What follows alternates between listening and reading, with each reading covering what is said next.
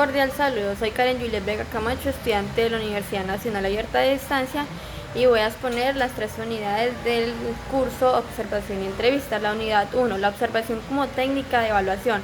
La finalidad de esta unidad es la observación como técnica de evaluación al aplicar los conocimientos ya adquiridos sobre la observación a la práctica de la evaluación psicológica y capacidad de seleccionar unidades analíticas y parámetros de medición en un caso particular como el escenario de observación, es decir, más específico, como señaló Fiske en 1978, que existen diferentes formas de abordar el concepto de la unidad de la observación.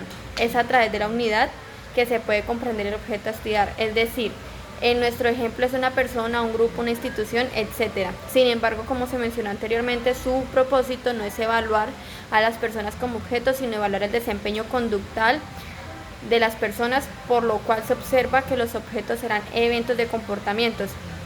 Las observaciones deben proporcionar un conjunto de garantías para demostrar su valor científico.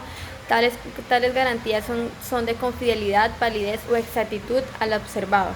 Dicho esto, como cualquier psicólogo de un sujeto único o un grupo de sujetos únicos se refiere a un análisis psicológico de un sujeto único, valga la redundancia, cuando decimos psicológico porque examinamos la condición psicológica o conductual del objeto. En el primer estudio del caso se eligió una variable psicológica, es decir, la función cognitiva, la inteligencia o la función cognitiva, que tiene una larga tradición en la psicología. En este caso el problema es evaluarlo en adultos porque en los adultos este efecto se presenta de forma defectuosa.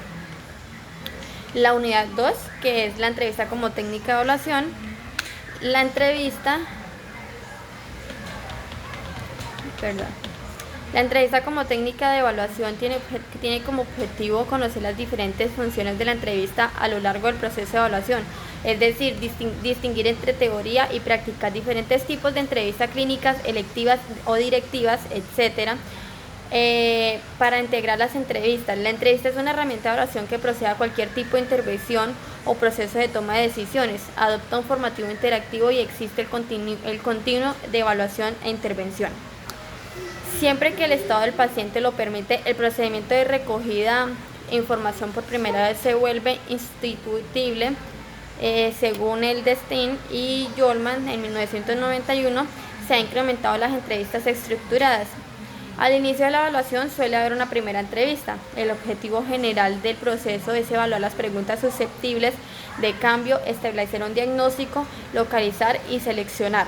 Es una fuente de variación que se refleja claramente en la forma específica que se utilizan las entrevistas. A la hora de probar hipótesis se puede utilizar entrevistas. Al momento de las entrevistas como técnica de segundo nivel debe incluir contenidos específicos relacionados con la hipótesis que se está probando. Para ello se suele emplear formatos semiestructurados y estructurados.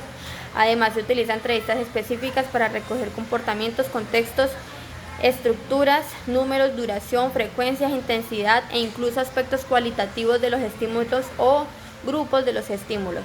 El entrevistador es responsable de dirigir y controlar todos los aspectos de la compleja secuencia de conductas interactivas, es decir, comprender y controlar las conductas verbales y no verbales. La unidad 3, la observación y la entrevista psicológica en contexto.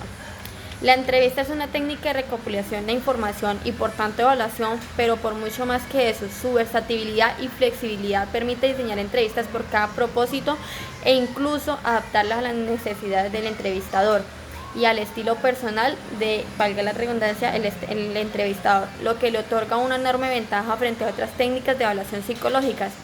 La entrevista ha sido adoptada y lo más importante, enriquecida por todos los campos a los que se utiliza.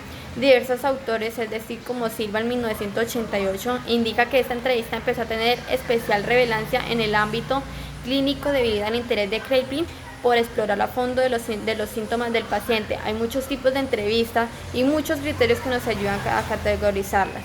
Muchas gracias.